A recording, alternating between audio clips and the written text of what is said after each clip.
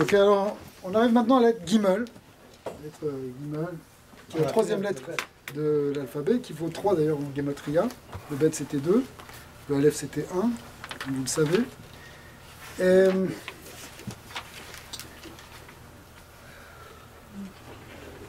on va dire que... Vous savez qu'il y a quelque chose dont je n'ai pas parlé, mais en fait il y a une symbolique de chaque lettre aussi. Chaque lettre représente quelque chose au niveau de sa forme. Tout à l'heure on a dit que le Bet représentait un baït. Effectivement, dans la forme du mot, dans la forme de la lettre Bet, on a effectivement l'idée d'une maison, puisqu'on a un toit, on a un mur avec une ouverture pour rentrer en même temps, puis on a un sol. C'est-à-dire qu'on est... C'est la maison primordiale, si vous voulez. C'est l'abri. Le Aleph, traditionnellement, on le rattache au taureau. Alors, il y a une symbolique très profonde. Le taureau avec ses 2 cornes.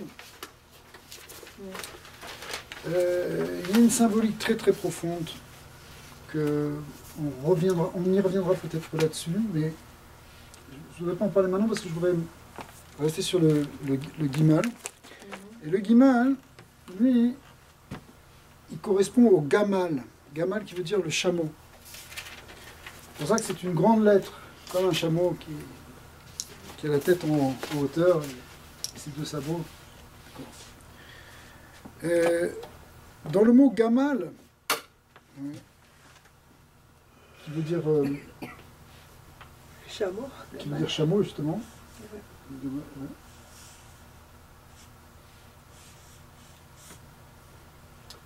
Chameau, il y a en même la racine c'est gomel. Vous voyez, on est gimel, gamal, gomel, c'est le même mot. Gomel qui veut dire donner, dispenser, répandre. Donc on a l'idée ici de don dans le gomel. On n'a pas encore vu la lettre Dalet, mais la lettre Dalet, elle vient du mot Dal, qui veut dire le pauvre. Et la lettre Gimel et Dalet sont toujours liées, parce que le Gimel, c'est celui qui est Gomel Dalim. C'est le riche qui donne aux pauvres. Le riche qui donne aux pauvres, c'est pas simplement forcément de l'argent, c'est dans toute situation, on est toujours dans un échange où il y a un don et une réception. Dans la Kabbalah, on parle de masculin et féminin, qui représente au niveau, justement, qui représente l'idée de don et de réception. Ça ne veut pas dire homme et femme, c'est autre chose. Le Gimel, c'est l'idée d'aller vers l'autre, de donner. Celui qui peut faire ça, c'est le Gadol, le grand.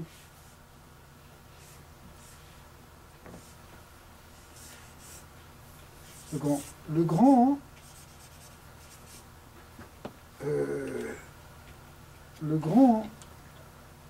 être grand, c'est pas pour écraser les autres. C'est pour donner aux autres. Détenir la richesse, qu'elle soit par exemple physique, mais qu'elle puisse être aussi spirituelle, c'est qu'on a investi par Hachem pour pouvoir justement s'assurer du bien-être de ceux qui n'ont pas cette richesse. C'est-à-dire compenser. Quand Yosef, on parlait de Yosef tout à l'heure, Yosef finalement devient le vice-roi d'Égypte, c'est lui qui va détenir finalement, être le maître de l'économie égyptienne, et c'est lui qui va la distribuer et la répartir de manière efficace. En tout cas, c'est sa mission. Si quelqu'un est riche, c'est que Dieu attend de lui qu'il utilise cette richesse à bon escient. Même chose, que ce soit au niveau matériel ou au niveau spirituel. Être riche pour accumuler, pour devenir plus grand, pour devenir plus fort, et laisser de l'autre côté Ben ça, c'est le piège qui attend justement celui qui possède. Ouais. Vas-y. Oui, ça fait penser à Tzedaka. Oui. Tzedaka qui est justice.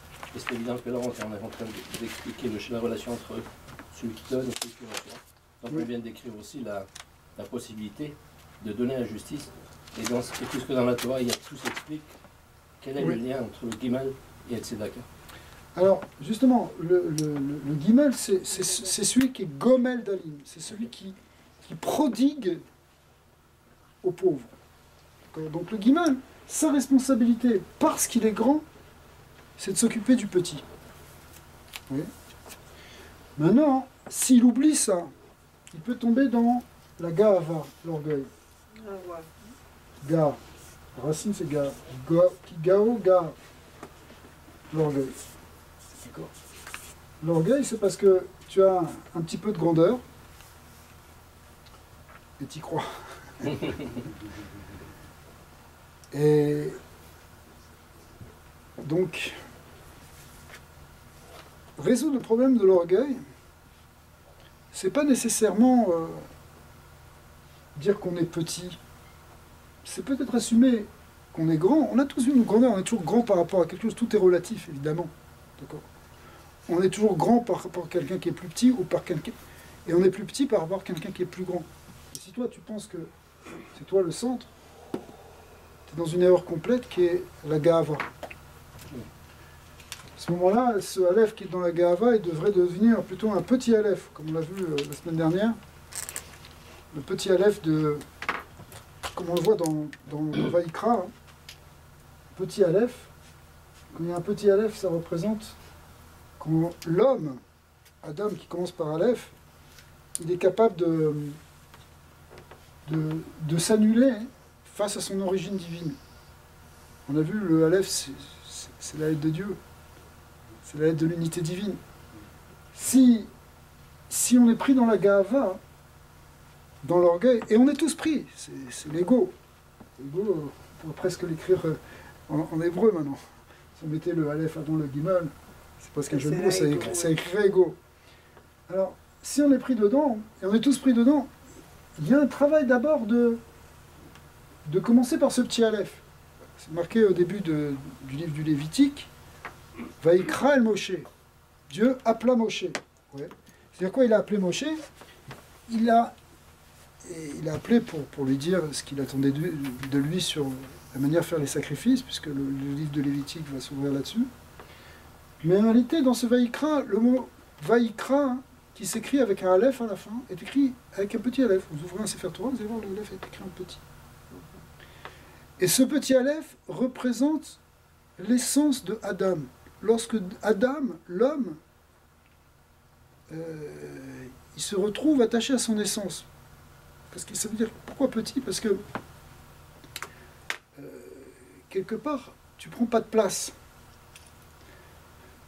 La base des sacrifices, dont on va parler justement dans le Lévitique, c'est sacrifier son ego. Sacrifier son ego, ça veut dire retrouver notre véritable essence, plutôt que celle qu'on s'est construite avec beaucoup de mousse. C'est de laisser du coup de la place à Hachem. Parce que quand tu fais un sacrifice, en fait, tu relèves, tu as tué un animal peut-être, mais quelque part, c'est ton animal en toi qui est en train de tuer, comme c'est marqué dans Maïmonide. Tu es en train de... tu dois imaginer que c'est tes graisses et ton sang qui sont en train de fumer maintenant sur l'autel, qui représente l'idée justement d'enlever tout ce superflu, tout cet ego, pour retrouver l'essence, qui est le Aleph de Adam. Adam, c'est un mot très fort, Adam, qui commence par un Aleph. Mais il ne faut pas qu'il soit un grand Aleph, comme c'est marqué au début dans la Genèse. Ça, c'est la faute de Betsadat Tova. Donc, pour nous, on pourrait se dire, il faut devenir que petit, alors. Il faut être tout le temps petit, raser les murs, et être rien, et s'annuler tout le temps. Non. Il y a un travail de petit Aleph. Mais ça ne veut pas dire que tu ne peux pas être un grand. Sauf que ce grand-là, s'il veut vraiment s'en sortir, il faut qu'il fasse ce travail de Aleph. Mais aussi, il faut qu'il fasse, en fait, sa vraie fonction, c'est-à-dire qu'il soit Gomel, qui donne. Tu donnes, et dans le don, il y a plusieurs niveaux. Tu peux donner parce que tu te dis si je donne, je vais recevoir. C'est déjà une étape. Niveau A. Tu peux donner pour que les autres le remarquent. Tu ne sors pas de ta gava, de ton ego, de ton orgueil. Mais un jour, tu vas peut-être donner simplement par don gratuit. Tu donnes sans rien attendre en retour. Tu donnes parce que l'autre a besoin. Tu donnes parce que tu as le désir de donner. Pur. À ce moment-là, c'est réparé. Et l'être guimel, elle sort de cet écueil pour arriver à sa véritable fonction. Celui qui est Gomel Chassadim. Et nous tous, on ne doit pas, parce qu'on a ce problème d'ego, aspirer encore une fois à être rien du tout. Non. La grandeur n'est pas quelque chose de négatif, à condition qu'elle soit bien utilisée. Okay. C'est quoi là? Je m'excuse, j'ai pas bien compris la différence entre Ga'a et Ga'ava. C'est la même chose, c'est la racine ici. Par exemple, dans la Shirat Hayam, Kigao Ga'a. Le Ga'ava, c'est le fait d'être dans l'orgueil, si tu veux. D'ailleurs, dans le mot qui veut dire haut, puisqu'on on a grand qui est gadol, hein, mais le mot qui veut dire haut, c'est gova. Ouais, c'est gava, gova, gavoa. Gavoa, c'est écrit comme ça. Gavoa qui veut dire haut, la hauteur. Alors, encore une fois, tout ce qu'on a dit sur la grandeur, on peut dire sur la hauteur. C'est-à-dire que hauteur, ça ne veut pas dire être hautain. Mais voir les choses de haut, oui, c'est quelque chose de... Voir une hauteur, une grandeur d'esprit, hein, une gadlout, une grandeur, c'est très important. Et encore une chose que je ne vous ai pas mentionné, mais c'est que le mot gadol, qui veut dire grand, si vous regardez les livres de Kabbalah de l'époque des Rishonim, c'est-à-dire l'époque médiévale, la sphira de Chesed, vous avez tous entendu parler du mot Chesed, puisque nous sommes en train de parler de ça, le fait de donner, le Chesed c'est le don, et c'est une des 10 séphirotes. Dans ces vieux livres, elle est appelée Gedola. Gedola ou Gedoula. Chesed. Qui veut dire la grandeur, mais la grandeur comme la grandeur d'âme. D'accord ? Quelqu'un qui est petit, qui est mesquin, qui ne veut pas donner, qui ne veut pas partager, c'est de la petitesse. Ouais. Alors que la grandeur, c'est au contraire celui qui est capable de donner. Donc la gadlout, c'est le don. La grandeur, c'est le don en vérité. Et c'est ça la lettre guimel. Excuse-moi, tu voulais dire quelque chose? J'imagine qu'il doit y avoir un rapport avec les GN et le Guéhinam, non? Oui. C'est une bonne remarque, parce qu'effectivement, on voit que cette lettre, elle a une double face, en quelque sorte. Elle peut nous amener dans l'orgueil, et l'orgueil, c'est en même temps, c'est effectivement le Guéhinam. Ouais. Le Guéhinam qui est au fond la prison de notre ego. Si quelqu'un il est connecté à sa source, il est en harmonie avec Hachem, il est en lien. La force du Guéhinam ne peut pas, de l'enfer ne peut pas le toucher. Pourquoi il ne peut pas le toucher? Parce qu'il est dans l'unité. C'est parce qu'on est enfermé en fait dans l'orgueil, dans la gava. C'est un enfermement. L'enfermement, c'est enfer. D'accord? C'est ça le Guéhinam. Donc c'est une très bonne remarque.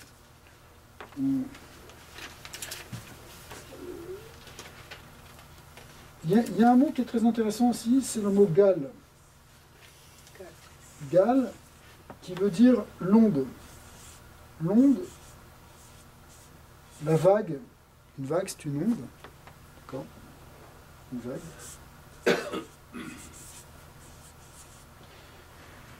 En fait, dans le Tzimtzum, c'est un point qui crée une onde en quelque sorte. La lumière, on sait, c'est des ondes aussi. L'information, c'est des ondes. La connaissance, tout finalement est Et une des série ondes. d'ondes. On pourrait voir toutes les forces même comme des ondes d'une certaine manière. C'est comme l'énergie. Même peut-être la gravitation. Il y a des ondes gravitationnelles. En tout cas, cette idée d'onde, c'est l'idée d'influence. Vous faites quelque chose à un point, ça va se répercuter plus loin. Okay, donc c'est l'idée d'influx, c'est l'idée de rayonner.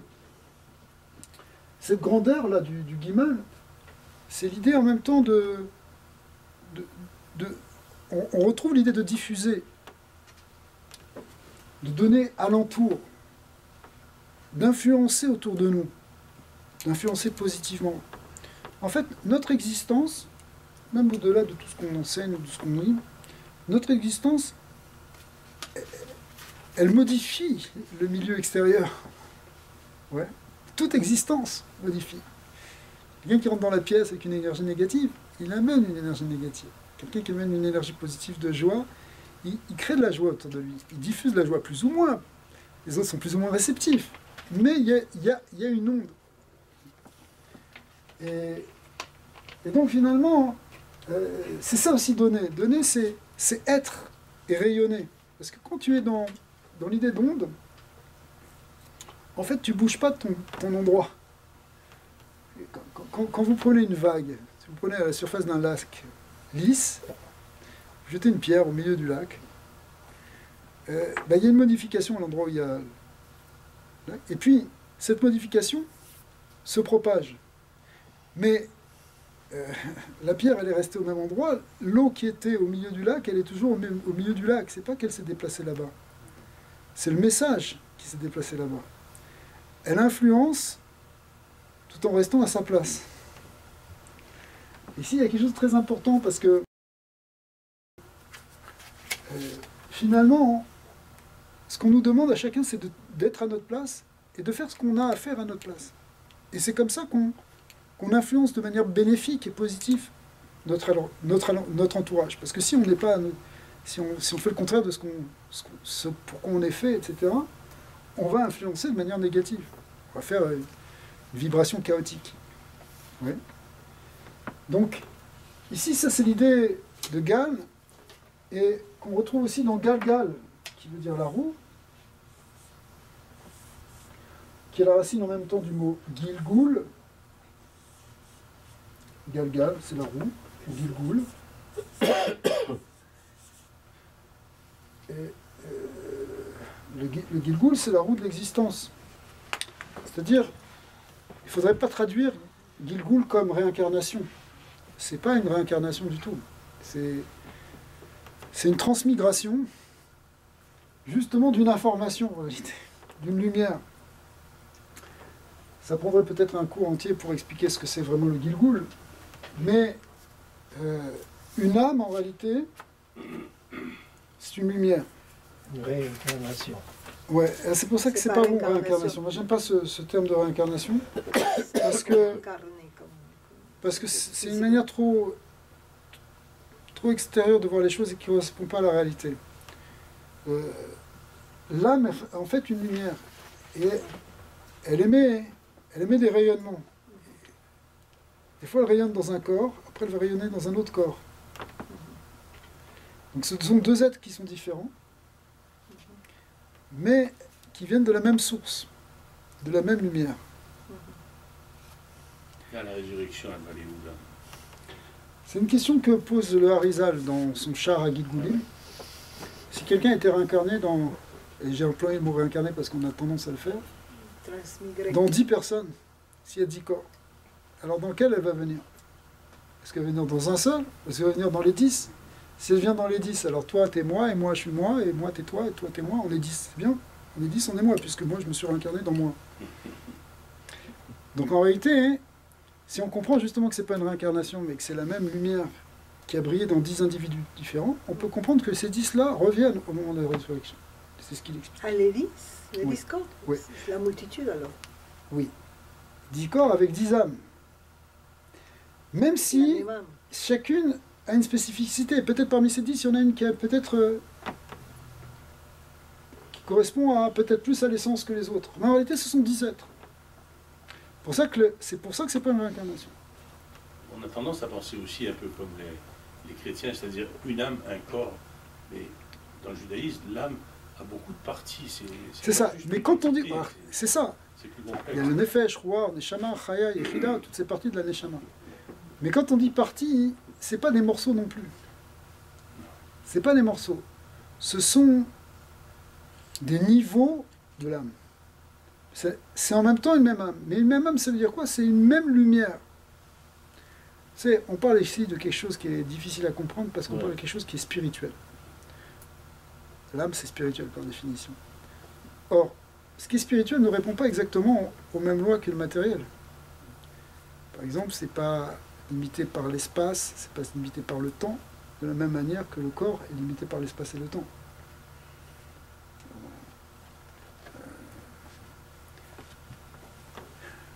D'après la théorie de la physique quantique, théoriquement, une particule peut se trouver à deux endroits différents en même temps dans l'univers. Ce qu'on a du mal à comprendre au niveau physique, c'est contre-intuitif, puisque si ton corps se trouve dans cette pièce à ce moment-là, il ne peut pas se retrouver, il peut pas être en même temps là-bas. Ce qui théoriquement devrait être possible d'après, en tout cas, les équations de la physique quantique. Au niveau du corps, on a du mal à l'imaginer, et en réalité, je ne veux pas rentrer dans ce sujet, parce que théoriquement, ça peut se passer aussi, même d'après la Kabbalah, on a des exemples. Mais, en tout cas, au niveau de l'âme, qui est une lumière, oui, ça peut se passer. C'est-à-dire que l'âme, elle n'est pas limitée à un espace donné, puisqu'elle est au-delà de l'espace. Elle ne relève pas de l'espace et du temps, puisque elle est dans sa nature, finalement, quelque chose qui est au-delà de l'espace et du temps. En tout cas, pas le même espace-temps que nous. Donc, quand je dis que nous, que le monde physique. Parce que nous aussi, on est cette âme, au fond, finalement, on l'oublie. Okay. Alors, donc, ça ne relève pas du même niveau. Mais elle peut transmigrer, elle peut se déplacer. Et encore, quand je dis déplacer, ce n'est pas le bon terme. Dans plusieurs êtres. D'accord ? Et donc, dans plusieurs individus. Je me souviens, on avait abordé un peu ce sujet, on parlait d'Adam Arishon au départ, et puis des 5 milliards, 8 milliards ou 10 milliards. C'est ça, mais l'âme d'Adam comprenait toutes les âmes, présentes, passées, futures. C'est comme si chaque génération est un degré de... C'est comme si, une image qui est vue qui est donnée dans le Talmud pour décrire ça, c'est comme si toutes les âmes étaient contenues dans une même poche, dans une même bourse. Ouais. Et puis, elles doivent se descendre et se manifester au fur et à mesure des générations. Et dans chaque génération, il y a toute la génération est à l'image déjà d'Adam. C'est pour ça qu'il y en a qui vont occuper la place de la tête, d'autres du corps, enfin du cœur, du pied, de la main. Il y a des âmes de type main. Et ça dans chaque génération. Mais chaque génération, vue à un niveau maintenant replacé dans le contexte de l'ensemble des générations, c'est comme si c'est aussi une partie d'Adam Arishon. C'est pour ça que les dernières générations sont les générations qu'on appelle du talon. Alors que les premières générations étaient les générations de la tête. Puisqu'il y a un mouvement descendant. On parle des premières générations qui étaient tout en haut. C'est pour ça qu'elles étaient plus spirituelles que... Qualitatif, bien entendu. Oui. On va du pôle qualitatif vers le pôle quantitatif, absolument. Puis ce point fait penser justement à ça dans le bête, du point que vous mentionnez tout à l'heure, où cette concentration. Où tout est dedans. Absolument, on peut le voir aussi comme ça. Et nous devons aller maintenant réparer la faute d'Adam et aller vers lui, comme ça nous sommes dans les talons, j'imagine, nous. Hein. Oui. Et c'est ça notre devoir de faire ces réparations. C'est ça. C'est quoi la symbolique du talon? Le talon, c'est la partie apparemment la plus éloignée du cerveau, donc celle qui ressent en dernier, en quelque sorte, les influx premiers. Mais en même temps, c'est celle qui permet toute la tenue du corps et qui permet le contact avec la terre. On est en contact avec la terre par nos pieds, en particulier par le talon. En fait, le talon, plus précisément, il fait le lien entre le côté vertical, si vous voulez, et le côté horizontal. C'est l'angle du talon. Un talon, c'est le prolongement du corps, c'est verticalité, et puis c'est le début de l'horizontalité. Donc c'est ce qui fait la connexion entre le ciel et la terre. C'est ce qui permet à ce qui était tout en haut dans la tête, si vous voulez. La tête, c'est en même temps le haut du guimel. Le haut du guimel, il est vu comme la tête. Il monte vers la tête, et puis ça va descendre jusque dans le pied. On retrouve ça dans le guimel. Vous voyez ? Qui sont les talons. Il faut une connexion entre la tête et le pied. Oui, ça fait penser à la Malchut et au Keter. Oui. Le talon, il est lié avec la séphira de Malchut. Et la tête, c'est les premières séphirotes. C'est Keter, Chorma, Bina. C'est le vav du Ekev, c'est ça? Voilà. C'est pour ça, c'est aussi dans Ekev, le Ekev, c'est le talon. Il y a Jacob, qui veut dire, la racine, c'est le mot Ekev, qui veut dire talon. Il a fait un rêve, le fameux rêve de l'échelle de Jacob, où il voyait Rosho Magia Shamaima, la tête de cette échelle, atteignait le ciel, et par terre, elle était Moutsar Arsa, elle était au contraire fixée dans la terre. Et ça représente justement, on voit que Yaakov, il s'était allongé justement, il s'est couché, il était en position horizontale, mais en même temps, il voit l'axe vertical, parce que lui, il va faire le lien entre les deux. Le visage qu'il voit qui s'est à Kavod, sous le trône divin, c'est son propre visage. Et en même temps, il est en bas sur terre. Mais il avait mis quelques pierres quand même sur sa tête. Ouais. Donc on revoit les pierres. On revoit exactement les pierres, puisque il y a mis 12 pierres qui sont devenues même une pierre, puisqu'elles ont toutes été unifiées. C'est ça, c'était l'unification. C'est une unification. Et c'est une unification, et on retrouve exactement ce qu'on a vu tout à l'heure. Hein. Vous avez tout à fait raison de le dire, c'est-à-dire que cette unité qui vient là, des pierres qui s'unifient, c'est parce que justement, il connecte le Hav et le Ben, il connecte le ciel et la terre. L'échelle, elle représente cette connexion qui est entre les niveaux les plus élevés et les niveaux les plus bas. Dans la Chassidoute, on dit que quand on a compris quelque chose de Torah, quelque chose de profond, on a la lumière au niveau de notre cerveau, il faut que ça descende dans le pied. Si la Torah, elle ne te fait pas danser sur tes pieds, ça veut dire que c'est bon, c'est quelque chose d'intellectuel, c'est quelque chose de bien, mais ça ne t'a pas encore transformé pour te mettre en mouvement. Ce qui est dans la tête doit descendre dans l'acte. Ce qui était dans le Hav doit descendre dans le Ben. Ce qui est dans le principe doit descendre dans l'actuel. D'accord ? Et on retrouve effectivement, dans cette symbolique de l'être Gimel, ce lien entre celui qui est grand, celui qui va tout en haut, et qui descend, et qui amène ça tout en bas dans les pieds, dans les jambes. Okay ? Et cette connexion, elle est...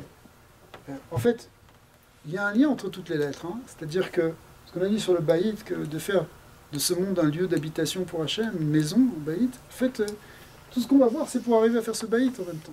Et pour retrouver ce Aleph dans ce Baït, etc. Bon. Mais une des grandes choses, c'est ce Gimel. Évidemment, il faut passer cet écueil-là, de cette gava, de cette grandeur où on se prend le plus grand, on se croit le plus fort, etc. Tous les empereurs se prenaient pour des dieux, etc. Ils se prennent pour les grands qui peuvent écraser les petits, mais c'est pour ça qu'Abraham, il affronte, on a vu ça plusieurs fois, il affronte tous ces empires, il affronte tous ces totalitarismes de gens qui se prennent pour Dieu. Hein. Nabucodonosor et Nemrod et tous ces gens-là qu'on a vus là, dans l'histoire biblique, et Achashverosh, Assuérus, tous ces gens-là sont des gens qui, parce qu'ils sont grands, parce qu'ils sont mis dans une position de grandeur, se prennent pour Dieu. Mais une fois qu'on a dépassé ça, et qu'on a compris qu'au contraire, il faut laisser de la place au vrai Hachem, au vrai Dieu, si vous voulez, alors effectivement, on va utiliser cette grandeur pour en faire des grandes choses, et des bonnes choses.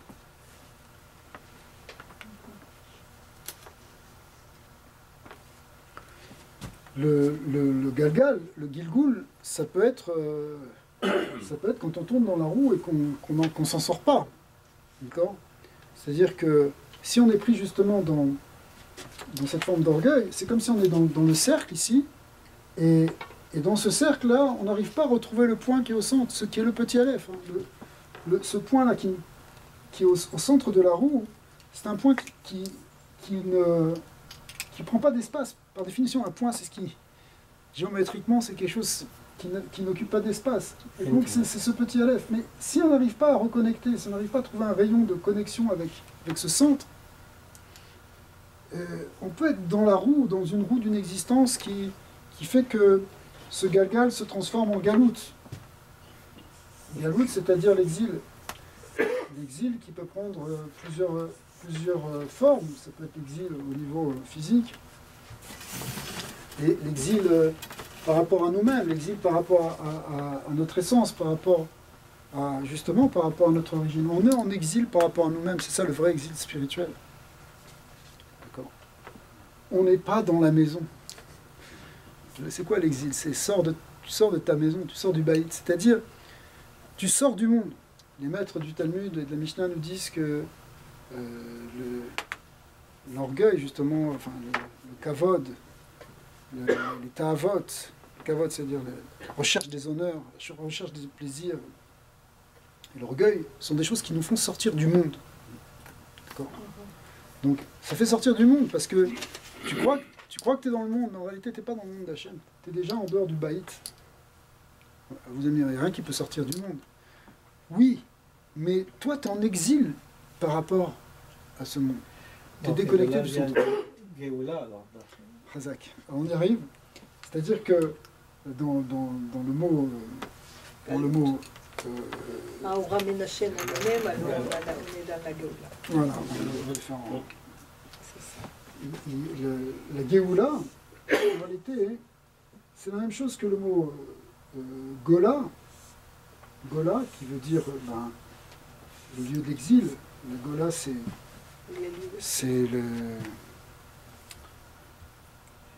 l'exil. La diaspora. Le mot diaspora, c'est la traduction du mot Gola. Mais Gola, ça vient du mot galout, exil. Maintenant, quand on révèle le Aleph dans ce monde, qui est un monde de Gola, c'est comme si tout le monde, c'est un monde d'exil. Mais si on montre qu'en fait, dedans, il y a le Aleph, qui est Hachem qui est dedans, d'accord, on arrive à Géoula. Géoula qui veut dire la délivrance. La rédemption. C'est-à-dire que la différence qu'il y a entre le mot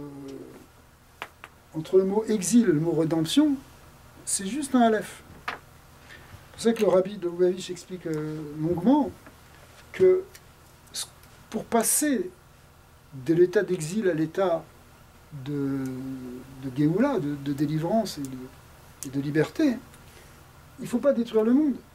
Il faut juste montrer ce Aleph dans le monde. Il faut juste montrer qu'il y a Dieu qui est là. Mais Dieu, il est là. C'est parce qu'on ne le voit pas, c'est parce qu'on ne lui laisse pas de place qu'on est en exil. Laisse de la place à Hachem. Tu vas sortir de ton exil. Tu vas passer de Gola à Géoula. En fait, Hachem, il est là. Il n'y a rien qui peut exister sans lui. Il est déjà là, Dieu. On a tout pour faire de ce monde un Gan Eden. Et là, on arrive au contraire de Gehinom, qui est le Gan, le jardin. Le jardin, ça c'est le jardin. Le jardin d'Éden, en réalité, c'est ce monde. On peut faire de ce monde un Gan. C'est une maison et un jardin pour Dieu. Vous me suivez? Donc on peut réaliser ça dans ce monde. Le verset du Cantique des Cantiques dit « Bati legani achotikala » « Je suis venu dans mon jardin, ma sœur, ma fiancée. » C'est Dieu qui parle, il parle là-bas à l'Assemblée mystique d'Israël. « Je suis venu dans mon jardin. » Alors les maîtres du Midrash et de la Chassidoute nous expliquent que son jardin, on parle ici d'un Ganouni. Ganouni, c'est-à-dire le jardin, vous savez, comme les rois, ils ont un petit jardin privé, avec au milieu de ce jardin, là-bas, il y a un endroit pour se reposer, pour se délecter. D'accord ? En fait, je suis venu dans mon jardin, Dieu dit, mon jardin qui est ce monde d'en bas, c'est mon objet de délectation. C'est cet endroit-là où je veux prendre plaisir à être parmi vous.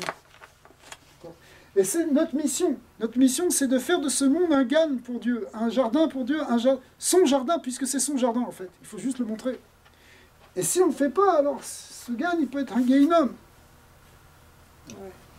Le mot Gehinnom, la racine va être la même, c'est-à-dire que Gehin. C'est quoi? Gehinnom. Le Gehinnom, ouais. Pourquoi vous l'écrit comme ça? Parce que ça veut dire c'est le Gehinnom. Ah, c'est Gahan? Oui, c'est ça la racine. C'est Gimel et La Nun. racine, c'est Gahan. Ok. Donc c'est à nous de savoir comment on peut transformer ce Gehen, cette GN, en Gan Hashem. On va le transformer en Gan Hashem. Ah, Ben, c'est- Gan Hashem, ok. La GN, ça vient du mot Gehennom. Mais donc, ton existence, mais ce qu'on te dit là, c'est pour le monde qui est un baït, ça peut être à la maison. Quelqu'un qui a un problème de shalom baït, de paix dans son ménage, ça peut être un Gehinnom chez lui. Oui. C'est l'enfer. Et s'il arrive à mettre l'harmonie dans sa maison, parce que justement il laisse la place à l'autre, C'est c'est gagné. la même chose, c'est laisser de la C'est place à gagné. l'autre. C'est toujours laisser la place à l'autre? Donner à l'autre, laisser de la place, enlever ta gahava, les problèmes de shalom baït, c'est de là. Souvent en général. En général, c'est de là. D'accord? Tu laisses de la place, tu transformes, tu peux transformer quelque chose qui pourrait être de l'ordre du Gehinnom en quelque chose qui est du Gan Eden. Oui. Et donc c'est ça qu'on doit faire. C'est ce baït là qu'on est en train de construire. On fait un baït pour amener justement ce chesed. Pour ça, il faut savoir aussi mettre ce qu'on appelle. Je vais l'écrire ici, c'est pas grave comme ça. Il faut essayer de mettre aussi des limites, des guédarim, guéder. Guéder, qui veut dire limite, qui veut dire mur, limite. Parce que il faut mettre des limites dans ce qu'on fait. Qui dit limite dit mesure. Tout est une question de mesure. Même d'ailleurs dans le don, il faut que le don il soit mesuré. Pour prendre un exemple que nous donnent les maîtres, on ne va pas donner à manger de la viande à un bébé qui vient de naître. Pourtant on va lui faire du bien. Ah, je vais te donner de la bonne viande. Tu vas lui faire mal. Dans toute chose, il faut que les choses soient faites avec mesure. C'est le travail sur les midotes, sur nos réactions, sur nos traits de caractère. La grandeur, c'est quelqu'un qui se maîtrise, qui sait se contenir, qui sait faire, qui met les bonnes mesures, les bonnes limites. Pourquoi est-ce que la Torah... Il ne faut pas aller... Oui. Je m'excuse. Pourquoi est-ce que la Torah a utilisé le mot Mishkan plutôt que d'utiliser le mot Baït? Non, elle utilise aussi les deux parce que Mishkan, on traduit par tabernacle, ça veut dire l'endroit de résidence, Shochen, Shechen. Ouais. Mais après, on va parler du Baït Amigdash. Ouais. Donc, on aura les deux. Simplement, il y a une nuance, c'est que le Mishkan il était démontable, il était souple, il n'était pas fixe. Que le Baït, c'est quelque chose qui est plus fixe. Donc, tant que les bénis Israël sont encore dans le désert, qui représente justement le cheminement, on n'a pas encore vraiment la maison, on est encore en exil. Le peuple d'Israël, il voyage dans des tentes, il voyage dans des soukottes, dans des cabanes. Il n'est pas encore dans le baït. Le baït, c'est le baït à Yehudi, c'est la maison d'Israël, elle va se construire, comme à Sherifra, Hachem, dans l'endroit qui a été choisi par Dieu, qui est Jérusalem. Attention, quand on met des limites, si on ne sait pas mettre les limites, on peut devenir gas. Gas qui veut dire épais. Épais. Épais. Épais, épais dans le sens quelqu'un qui est épais dans son esprit, qui est brutal, qui n'est pas sensible, qui n'est pas réceptif, qui a une épaisseur, une couche, il en tient une couche. Donc, c'est ça, parce que si tu n'es pas capable de mettre des propres limites, tu risques de par exemple, t'enfoncer trop dans les plaisirs, dans les désirs, et devenir épais, t'épaissir au sens où tu perds ta finesse, ta sensibilité. Parce qu'effectivement,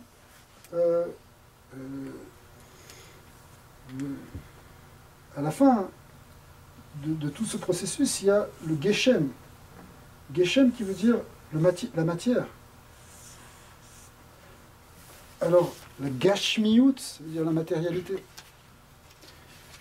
En fait, on peut descendre dans ça, parce que le Gimal, il est tout en haut, il peut être dans les hauteurs spirituelles, ou il peut descendre dans le Gashmiyut, dans le contraire, dans la matérialité. Et comme on l'a expliqué tout à l'heure, en fait, il faut trouver l'équilibre, il faut trouver le lien entre les deux. Yaakov, quand il rêve, il ne se voit pas simplement en haut comme un être désincarné, comme un être purement spirituel, immatériel, comme un ange. Il voit des anges qui se baladent entre lui et lui. Il y a des niveaux. Mais il se voit aussi comme un être terrestre. Il a une mission à faire. Quand est-ce qu'il fait ce rêve? Juste avant d'aller partir chez son oncle pour aller se marier. Ou là-bas, il va se mettre à travailler. D'accord? Il va se mettre à travailler pour construire une famille, pour construire un baït. Donc il va être obligé de descendre dans le Geshem. Donc le Geshem, c'est pas mauvais. Mais il faut faire attention. Parce que si tu es que dans le matériel et que tu es déconnecté du spirituel, alors tu deviens très matérialiste. Tout ce qui compte, c'est le bien-être physique. Et si tu es complètement désincarné, que tu es que dans le spirituel et tu es détaché du matériel, alors tu n'arrives pas à transformer ce monde non plus, parce que tu n'es pas incarné. D'accord? Tu n'es pas dans le monde physique. Donc l'idée, c'est d'arriver à trouver ce lien. Chacun il a des difficultés par rapport à ça. On est tout, des fois on est très, très spirituel, mais on n'est pas matériel. Des fois on est trop matériel, on n'est pas spirituel. Okay? Chacun lutte pour arriver à trouver cet équilibre. Mais en fait, ce Gimal-là, il doit nous amener justement à arriver à finalement il y a un mot qu'on aurait pu voir aussi. Il ne faut pas qu'on soit gozel. Le gezel, c'est le vol, voler. Le gazlan, le ganaf, il y a deux mots pour dire voler. Si on dit, on peut en parler en disant, il y a ganav aussi. Ganav. Tout ça, c'est des voleurs ou c'est un vol. Il y a un vol ouvert, un vol fermé. Enfin, le gazlan, celui qui est gozel, c'est quelqu'un qui vole en cachette. Celui qui est ganav, c'est celui qui vole devant tout le monde, qui prend de force. Mais il ne faut pas qu'on vole par rapport à nous-mêmes. Il ne faut pas qu'on se vole nous-mêmes, pour ne pas rentrer dans un exil par rapport à nous-mêmes. Il ne faut pas qu'on vole Hachem. La Gemara a dit, dans Brachot, qui dit que si quelqu'un il profite de ce monde-ci, il mange quelque chose, sans remercier Dieu, sans faire une bénédiction, c'est comme s'il volait son père et sa mère. C'est quoi son père et sa mère? Son père, c'est Hachem, parce que finalement tout appartient à Dieu, donc il faut lui demander. La mère, c'est la terre. Et sa mère, c'est l'assemblée des hommes. L'assemblée d'Israël, l'assemblée des hommes, parce que quand tu fais une bénédiction, tu amènes la bénédiction dans le monde. Si tu ne fais pas une bénédiction, tu n'amènes pas la bénédiction dans le monde, donc les autres aussi vont manquer. Tu comprends? Quand tu demandes, quand tu amènes la bénédiction de Dieu, tout le monde va en bénéficier. Mais l'idée, c'est que si tu es déconnecté, ou si tu penses que tout t'appartient, c'est toi le plus grand, ou que ta matière est pour toi, tu risques de tomber dans le vol. Alors que c'est exactement le contraire, et on va finir là-dessus. Ça nous ouvrira la porte pour la semaine prochaine. C'est qu'en fait, il faut être gomel. C'est ça le vrai mot qu'on doit retenir ce soir, gomel. Et gomel, dalim. Il faut donner au dal. J'ai écrit en minuscule, mais c'est-à-dire gomel, dalim, ça veut dire donne aux pauvres. Et là, on verra la lettre dalet. Donc ça, on verra la semaine prochaine. Il faut être dans le don, finalement. C'est ça Dieu donne quand il crée le monde, il nous donne à chaque instant, il est sans arrêt en train de nous dispenser l'existence. Et si on veut être à son image, et si on veut faire de ce monde un monde où il réside, il faut que nous aussi on soit des Godlim, Gomle Chassadim. La Gmilut Chassadim, c'est le fait de faire des actes de bienfait et de bonté. Et comme le Rabbi Lubavitch a insisté que la Géoula, elle dépend essentiellement pour nous de ces actes de Gmilut Chassadim de bonté. D'accord. Quand on fait la prière du Gomel, comment est-ce que ça se relie à un don? Le fait qu'on est revenu en vie? À Gomel Chassadim Tovim, chez Gemalim Koltov, on fait une bénédiction si quelqu'un, par exemple, a traversé une grave maladie, a fait un voyage dangereux, il a traversé la mer, était en prison ou a traversé un désert. Et bien quand il sort, il fait une bénédiction où il remercie Dieu qui est Gomel Chassadim, qui donne des bontés, qui dispense des bontés, même aux Chayavim, même à des gens qui ne le méritent pas. Parce que Dieu, en réalité, il dispense sans arrêt. Et il nous dispense des bienfaits chaque jour, à chaque instant. Est-ce qu'on va dire qu'on les mérite? Oui, c'est normal, je mérite de respirer. Bon, Hachem, quand tu vois Shalom, tu vas dans un hôpital où tu vois des gens avec des tubes, etc., tu dis merci Dieu qui me donne respirer. On parlait de pieds, merci qu'on peut marcher. Chaque chose, merci pour chaque chose. Donc, quand on a vécu un moment de détresse ou de fragilité, on en prend conscience et on remercie Hachem. Bon, alors les Ramim, ils ont établi des bénédictions spéciales dans ces cas-là, mais l'idée, elle est là tout le temps. C'est-à-dire que on doit prendre conscience chaque jour que Dieu, il est Gomel, qui nous donne au Dal. Nous sommes pauvres parce qu'on est dépendants finalement. Même si on croit comme le grand qui se prend et qui pense qu'il est indépendant et que tout dépend de lui et qu'au contraire c'est les autres qui dépendent de lui et que lui... En un instant, Hachem peut lui changer, lui montrer. Il y a plein d'exemples dans la Bible et dans le Talmud qui nous rappellent ça. Titus, avec le petit moustique qui est venu, il se prenait le roi du monde, Nabucodonosor, tous ces grands-là. On nous enseigne que le moustique a été créé avant nous. C'est justement pour enlever la gave. Exactement. Alors la semaine prochaine, si Dieu, on verra le galette et même le... Petite barre en bas de la lettre verticale, la petite barre noire. Celle-là? Ça représente quelque chose. Ça? Oui. Ça représente les deux pieds. Ah, les deux pieds. Ouais, il y a une stabilité en même temps, il repose sur deux pieds. Tu as des lettres qui reposent sur un pied, c'est des lettres qui sont moins stables. Mais ici, il faut qu'il y ait une stabilité et l'idée d'avancer. Ça représente le chameau avec ses pieds qui avance en même temps. Parce que être Gomel, donner, c'est être actif. C'est pas...